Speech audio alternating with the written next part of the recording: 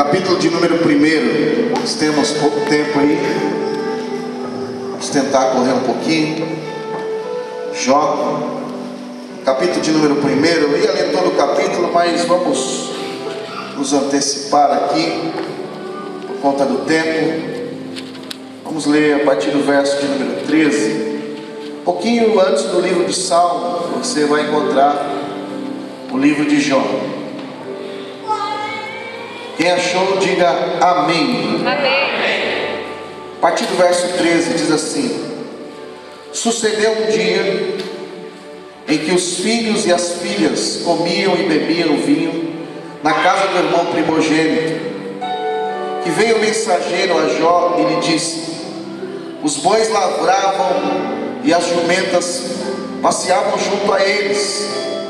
De repente deram sobre eles os sabeus e os levaram e mataram os servos a fio da espada, e só eu escapei para te trazer a nova. Falava este ainda, quando veio outro e disse: fogo de Deus caiu do céu e queimou as ovelhas e os servos e os consumiu. Só eu escapei para trazer-te a nova.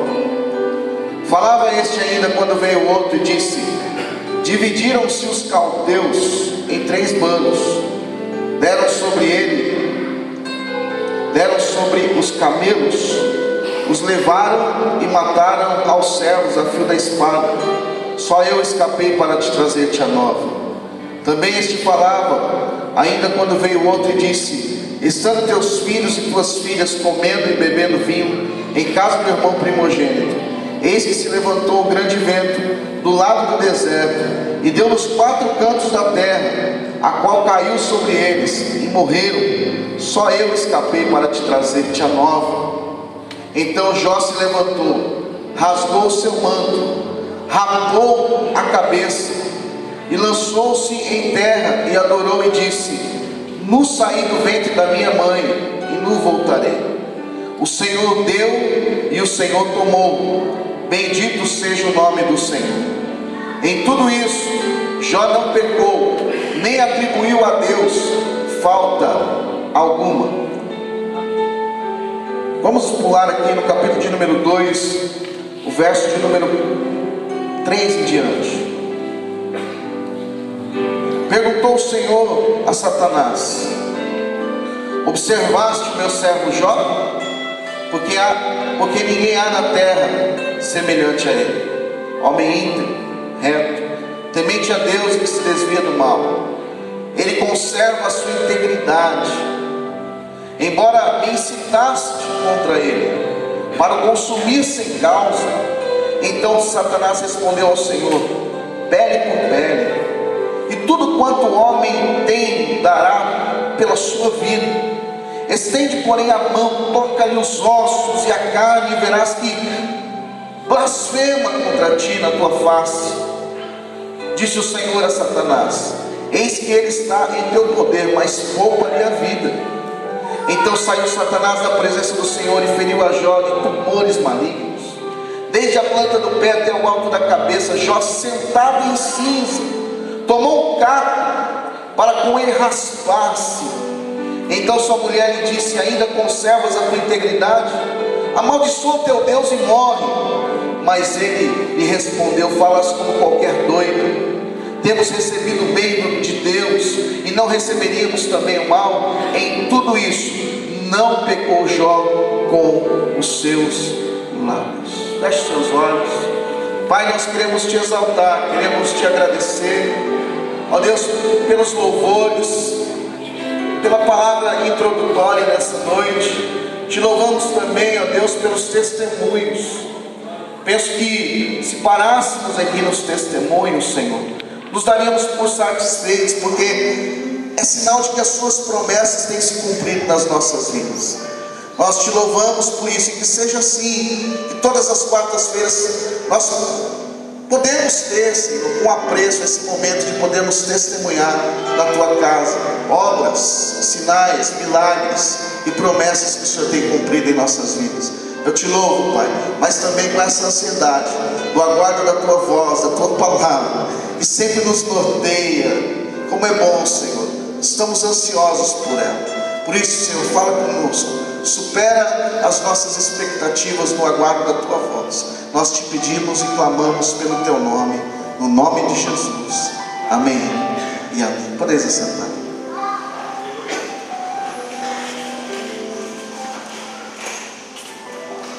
Glória a Deus. Irmãos, por diversas vezes você já me ouviu repetir aqui, repetidas vezes, que um dos nossos maiores desafios nos dias de hoje é continuar sendo quem nós somos. Eu penso que esse é um dos nossos maiores desafios. Por quê?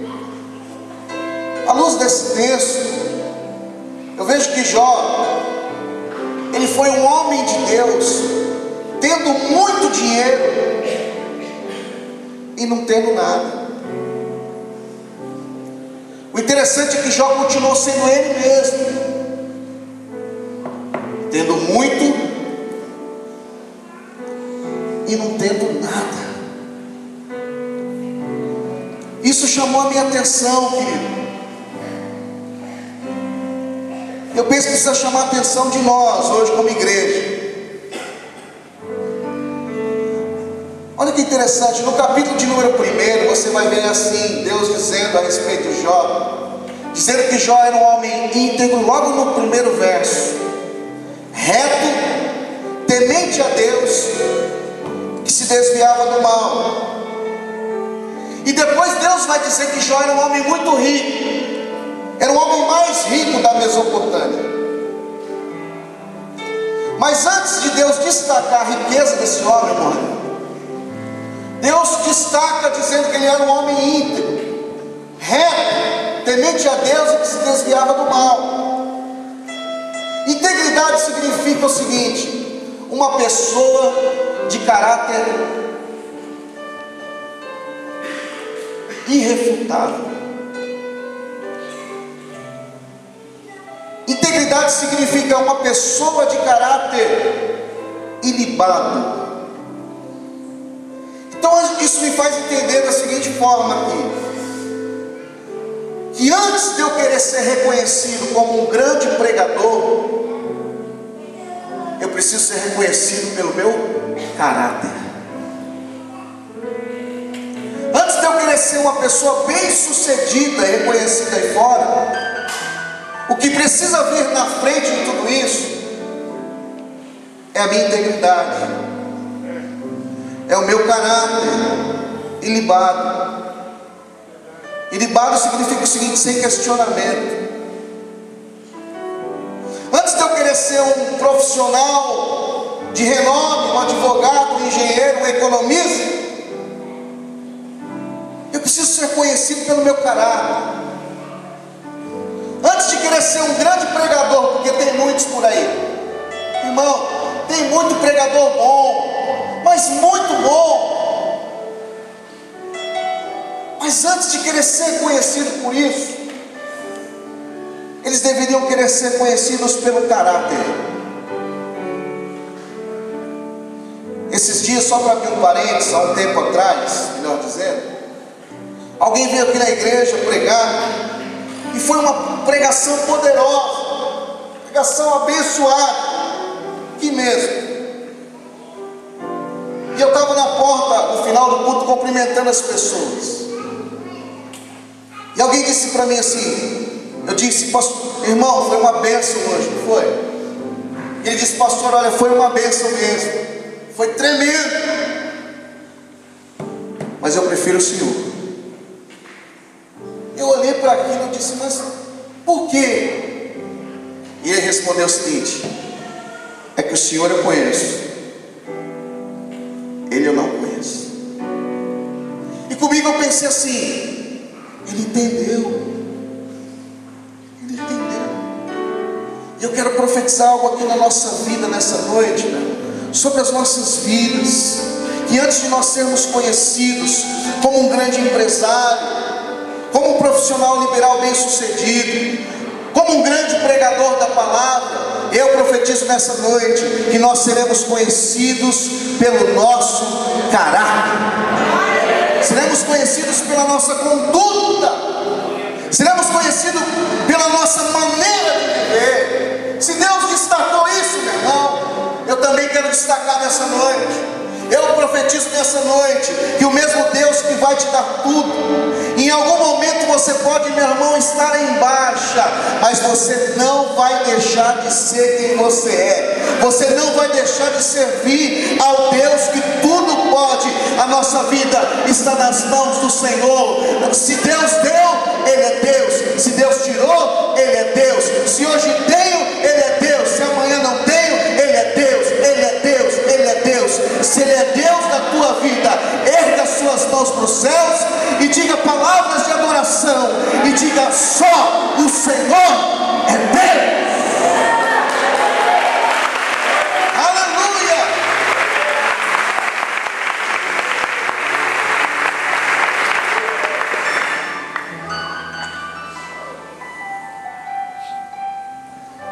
Então Jó é essa pessoa. E aí é muito bonito a gente ver na vida de Jó, mas está na hora de nós começarmos a ver em nós mesmos atitudes como essa, servindo a Deus. Então observe, querido, para a gente correr, que Jó, entre tantas características que ele tinha, o fato dele ser um homem íntegro, reto, temente a Deus, que não se desviava do mal, não impediu que as aflições e as dificuldades chegassem na vida dele. Porque às vezes a gente acha que a gente é de Deus, porque agora a gente está na igreja, que nada vai acontecer, que tudo é bonito, maravilhoso, é mar de rosa. Não, tem dificuldade, irmão. Gosto de dizer que o deserto não é lugar da nossa morada, mas o deserto é lugar de passagem. É no deserto que Deus nos treina. É no deserto que nós mostramos verdadeiramente quem somos. É no deserto que o nosso caráter é moldado. Somos treinados antes de Deus enviar um grande homem de Deus, uma grande mulher de Deus. Antes Deus treina. Não porque Ele precisa saber quem você é. Ele te treina para te dar uma oportunidade para você saber quem você é. Porque Deus já nos conhece. Deus já sabe quem somos. Deus já sabe qual é a nossa atitude em meio à luta, em meio às dificuldades, em meio às tempestades da vida. Deus já sabe, Deus já está lá na frente. É o Deus que escreve do início para o final, do final para o início. Mas quando somos provados, estamos percebendo a nossa capacidade de passar pela luta, de passar pelo deserto, de passar por dificuldades na vida. É interessante, meu irmão, e aí eu quero, à luz desse texto, aprender algumas coisas. De que forma Jó foi provado? Porque a mesma maneira que Jó foi provado, nós também somos nos dias de hoje. Então vamos fazer uma leitura do texto, entender o que o texto pode nos ensinar nessa noite. Se você está com a sua Bíblia aberta, você vai perceber que no capítulo de número 1 e no verso de número 14, diz a palavra que o diabo, ele pede permissão para destruir Jó. E começou a provar. E Deus disse: ó, pode provar, querido, mas você não pode matar. Você pode tentar, mas você não pode destruir. Por quê? Porque nós vamos lá para o Novo Testamento e ver Jesus dizendo: dou-lhes a vida eterna, e nunca hão de perecer. O meu Pai, que é maior do que eu, vos tem em minhas mãos, e ninguém vos arrebatará das minhas mãos. Ou seja, a nossa vida está nas mãos do Senhor. Ele é o dono da vida. A chave da vida está na mão de Deus. Então o diabo mesmo assim é insistente. No verso número 14 diz que ele tocou nas jumentas, ele matou as jumentas de Jó. E diz a palavra, meu irmão, que jumentas me fala de força, são animais fortes. E uma das estratégias do diabo nos dias de hoje é tentar minar a nossa força. Uma das estratégias do diabo é tentar paralisar a nossa força, nos deixar anêmicos espirituais. Como? Meu irmão, perceba que Jó está bem. Aí o diabo entra, rouba as jumentas me fala de força. E aí eu estou dizendo que o diabo vai tentar minar a nossa força hoje. De que forma? Nos impedindo de estar na igreja, nos impedindo de estar no trabalho, nos trabalhos da igreja. E aí nós vamos sendo desnutridos, nós vamos enfraquecendo. E quando percebemos que nós já estamos fracos, estamos sem força. Uma pessoa sem força não tem força para vir para a igreja. Uma pessoa fraca não tem força para evangelizar. Uma pessoa fraca não tem força para fazer parte dos trabalhos da igreja, dos ministérios da igreja. Por quê? Porque ela está anêmica. Então o diabo vai tentar minar nossa força, vai tirar o nosso devocional, ou seja, nós já não temos mais tempo com Deus. Vamos deixando de ter uma vida de oração. O nosso rádio do carro, que só ouvíamos louvores, agora só ouvimos porcariada, coisas que não edificam mais a nossa fé. Ele vai roubando a nossa força e deixamos de estar no Salmo de número 1, porque diz que nós devemos estar com aqueles que são de Deus. Mas quando andamos na roda dos escarnecedores, a nossa força vai minando, vamos ouvindo o que não deveríamos ouvir. Mas eu quero profetizar nessa noite sobre as nossas vidas. Se o diabo está vindo por um lado, por uma porta, para tentar minar a nossa força, Deus vai mandar ele correr daqui, e vai mandar ele 7 caminhos mais longe, porque o Senhor é a nossa força. A nossa força não está no dinheiro, a nossa força não está no trabalho, a nossa força não está em homens, mas a nossa força está no Senhor Jesus Cristo. Ou seja, meu irmão, não confieis em homens, e nem filhos do homem, em quem não há salvação. Elevo os meus olhos para os montes, de onde me virá o socorro? O meu socorro vem do Senhor que fez os céus e a terra. Diga para a pessoa que está ao teu lado: o Senhor é a nossa força, meu irmão. Segunda coisa, está no verso de número 16. Presta atenção. Falava este aí. Quando vem o outro, irmão, vamos ser sinceros.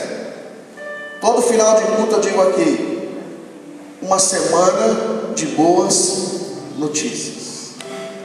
Mas parece que essa semana de Jó aqui foi a pior de todas. Só vinha nego para trazer desgraça. Olha aí no 16. Falava este ainda. Quando veio o outro e disse: fogo de Deus caiu do céu e queimou as suas ovelhas e os servos, e os consumiu. Só eu escapei para te trazer a nova. Antes tivesse morrido junto.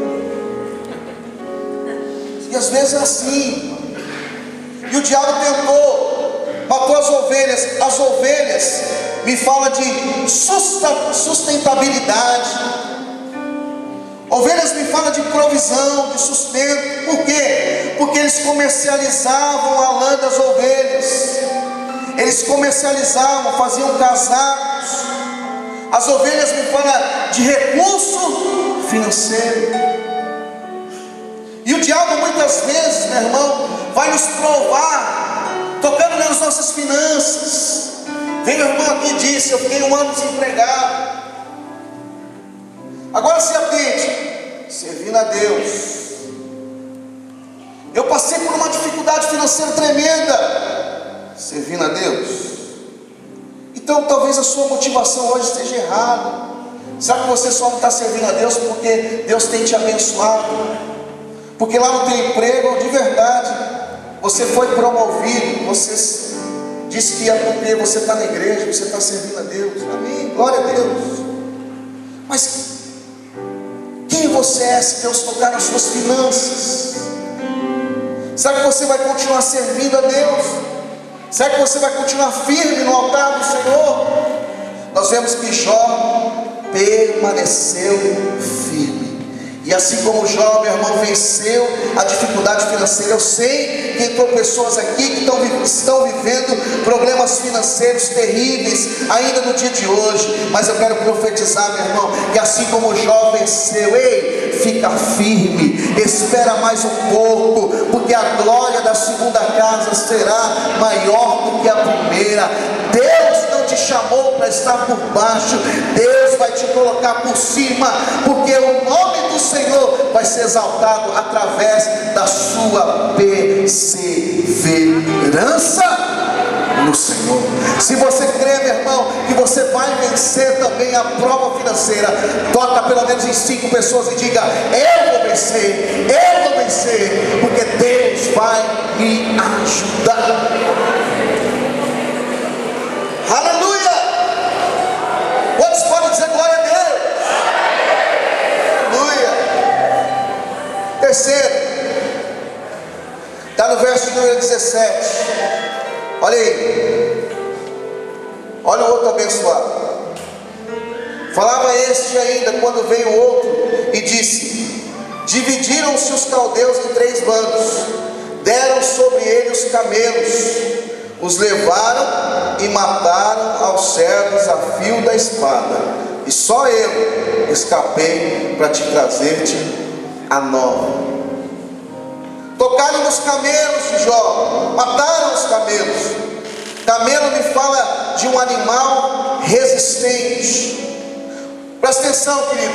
Um camelo, ele é capaz de levar 200 litros de água sobre o seu pescoço em meio ao deserto.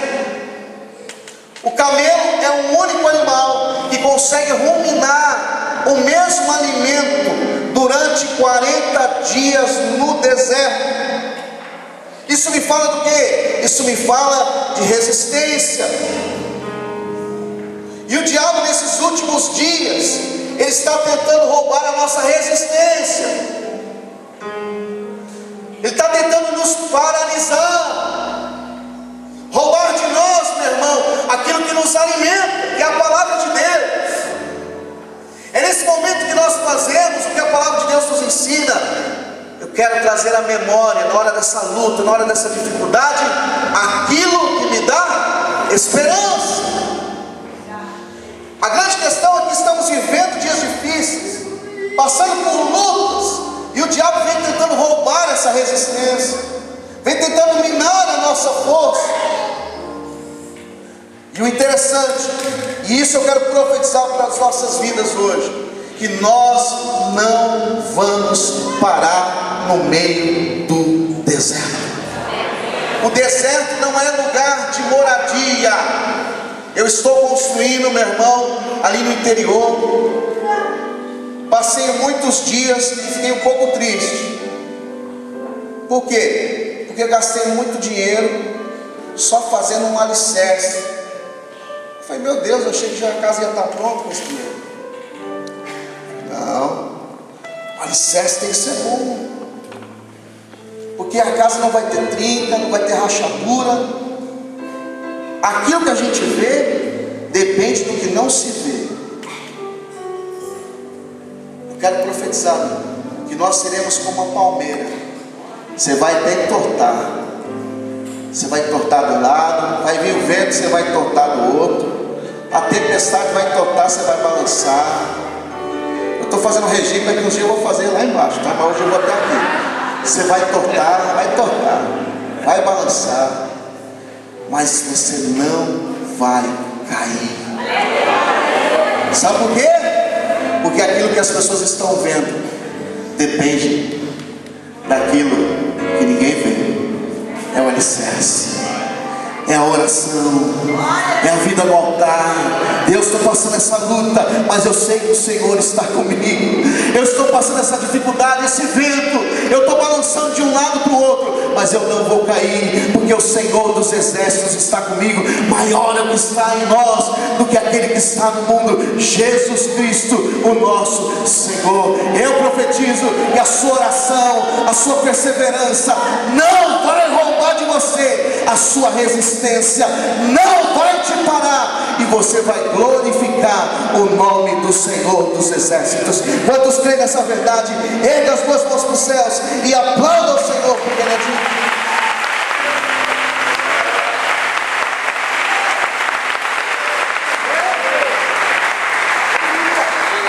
Tem mais coisa para falar, sabe uma coisa? A gente vai parar daqui a pouco, eu vou terminar quarta que vem. Quantos vêm aqui quarta que vem para ouvir essa palavra? Diga glória a Deus. Então vamos lá. No camelo ainda, o que eles faziam com a pele do camelo? Com a pele do camelo eles faziam tenda. Tenda me fala de cobertura espiritual. Quantas pessoas não estão mais debaixo de uma cobertura espiritual? Se afastaram da igreja, foram embora ainda sem a bênção do pastor. Por quê? Porque se acham pastores de si mesmos. São pessoas insubmissas, não se submetem a ninguém. Sabe o que eu entendo, meu irmão? Que nós devemos estar debaixo de uma cobertura espiritual. De que igreja você é, meu irmão? Cara, sou membro de nada. Qual a sua igreja? Cristo em casa, eu mesmo, querido, comando minha vida. Você não está debaixo de uma cobertura. Se você olhar para a palavra de Deus, a Bíblia diz que para que o povo sobrevivesse no deserto, eles tinham que estar debaixo da nuvem de glória. Aleluia. Cadê? Vem alguém aqui. Marquinhos, vem cá. Vem cá, Marquinhos. Corre, varão. Eles estavam debaixo da nuvem de glória. Estavam debaixo de proteção. Então se o Marquinhos andasse para cá, vem aqui, a nuvem acompanhava o Marquinhos. Se ele parasse, a nuvem parava. Por quê? Porque eles estavam debaixo de proteção. Obrigado. Quando nós fazemos parte da igreja, quando nós nos submetemos a uma autoridade, isso significa que nós estamos debaixo dessa cobertura. Irmão, para a glória de Deus e para a vergonha do inferno, muitas pessoas chegaram aqui quebradas em todas as áreas da vida, principalmente no relacionamento e financeiramente. Mas quando entenderam e se submeteram a essa cobertura espiritual que está aqui no altar, começaram a ser abençoados financeiramente, casamento abençoado, emocionalmente abençoado, profissionalmente abençoado. Por quê? Porque a bênção ela passa primeiro pelo altar, e quem estiver debaixo da bênção vai sendo abençoado também. Então, querido, não deixe que nada roube de você o privilégio de estar debaixo de uma cobertura espiritual. E aí eu vou voltar lá para o início. Cobertura que eu estou, peraí, antes do cara ser bom, de grana, antes do cara ser um cara próspero, homem íntegro, reto, temente a Deus, que se desvia do mal. Aleluia. Homem de uma mulher só, porque hoje está na moda. O cara tem 3, 4, 5. Pode ser o homem de Deus que você queira falar dele, mas não é referência para mim. Ser referência para mim está aqui. Caráter ilibado. Vai ter dificuldade? Vai ter problema? Vai ter luta? Vai. Só que ele precisa se posicionar diante de Deus. Então, que tipo de cobertura você está? Então, não saia da igreja sem pedir a bênção do pastor, porque às vezes é legítimo. Deus te leva para um outro lugar, mas vem aqui, fala: pastor, Deus está me dando uma direção, eu quero ser abençoado para onde eu estou indo, então vem aqui, abençoa a minha vida. Quantas pessoas saíram, se quebraram, não estão em lugar nenhum? Por quê? Porque não entenderam ainda que precisam estar debaixo da autoridade. E eu quero profetizar nessa noite, meu irmão, que nós estamos debaixo dessa unção. E a bênção que passa pelo altar, ela vai te alcançar. Você vai ser próspero, você vai ser abençoado. Não porque o dinheiro é tudo para você, mas porque Deus é tudo na tua vida. Buscai ao Senhor o seu reino, a sua justiça, foi acrescentadas na nossa vida. Diga assim: eu quero viver debaixo de proteção, de cobertura espiritual. E a bênção que está no altar vai chegar também na minha vida, em nome do Senhor Jesus Cristo. Quantos podem aplaudir ao Senhor? Diga palavras de adoração.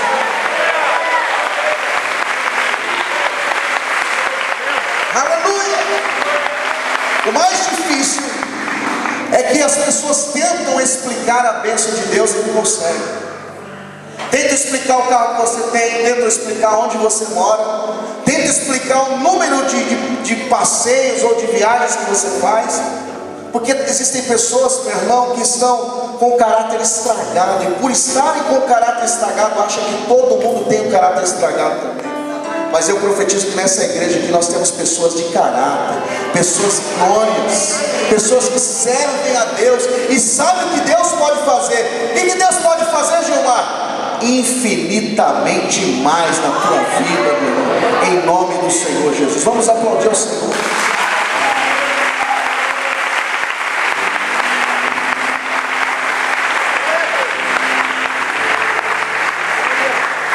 O que eles faziam ainda com o couro do camelo? Eles faziam baús, grandes baús com o couro do camelo. E Deus fala ao meu coração que por esses dias, presta atenção, vou profetizar sobre a sua vida. Deus fala ao meu coração que por esses dias o diabo vai querer abrir o baú e tirar coisas lá de dentro do baú para roubar a tua conquista, para roubar a tua vitória, para roubar as promessas que Deus tem para a tua vida. E quando o diabo vem com essas mentiras do inferno, você vai perceber que são coisas que estão lá dentro do baú. Mas eu quero profetizar que Deus vai te dar autoridade nesse momento. Que nenhuma mentira do inferno, nem aquilo que já ficou no mar do esquecimento, vai servir para a tua vergonha, vai servir para a tua destruição, e nem tão pouco para roubar a conquista que Deus tem para a tua vida. Aliás, eu quero profetizar nessa noite uma unção de conquista sobre as nossas vidas. A unção que estava sobre a vida de Josué, meu irmão, uma unção de conquista, de guerreiro, de conquistador, estará descendo sobre as nossas vidas agora. Se prepara, meu irmão, porque por esses dias muitas pessoas irão conquistar algumas coisas que você está pedindo, que você está clamando. A porta do milagre está aberta para você nessa noite. Vai conquistando aí, pega a espada de conquista, vai entrando, meu irmão, porque aquilo que Deus tem para você, o diabo não toca, o diabo não pega, o diabo não rouba, porque Deus é maior na nossa vida, e nós conquistaremos para a glória de Deus, em nome de Jesus.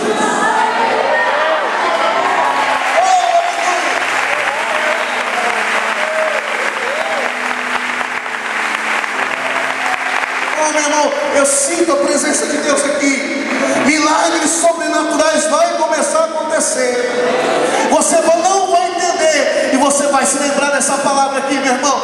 Deus te dará autoridade para você pegar esse baú do inferno e dar um chute para bem longe dele, e o milagre vai acontecer na tua vida. Eu sinto isso, eu sinto na minha alma.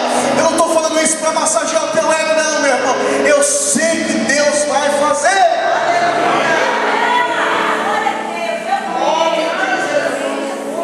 O maior segredo é de quando Ele fizer, você continuar sendo quem você é. Tem gente que ganhou alguma coisinha de nada, se tornou um grande metido à besta, achando que é tudo, quer fazer as pessoas de tapete, pisar nos outros.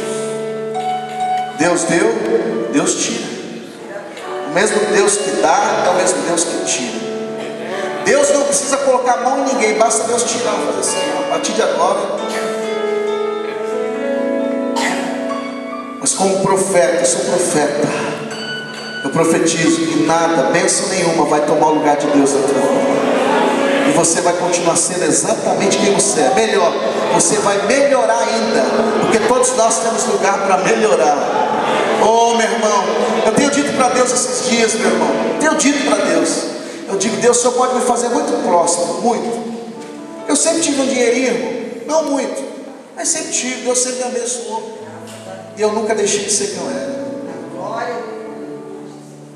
Então eu digo: Deus, então pode mandar bastante. Aleluia! Tá muito. Alguns irmãos estão me abençoando. O irmão Raimundo me abençoou. Esse dia nós temos algo de Deus e nós ganhamos dinheiro junto. Ninguém chega perto do Raimundo porque já está ligado já. Por que eu estou falando isso? Porque Deus tem cuidado dos detalhes da nossa vida. Deus tem cuidado. E o mesmo Deus que tem cuidado dos detalhes da minha vida, meu, é o mesmo Deus que vai cuidar dos detalhes da tua vida. É o Deus de detalhes. Agora, estou vendo a Jaque aqui. Agora em junho estou indo de novo para os Estados Unidos. Não tenta entender. É Deus. Estou com a minha esposa. Estou falando isso para me aparecer. Estou falando para dizer que se eu estou indo hoje, você vai amanhã também. Então, a tua alegria diz o seguinte: meu pastor está viajando, rapaz.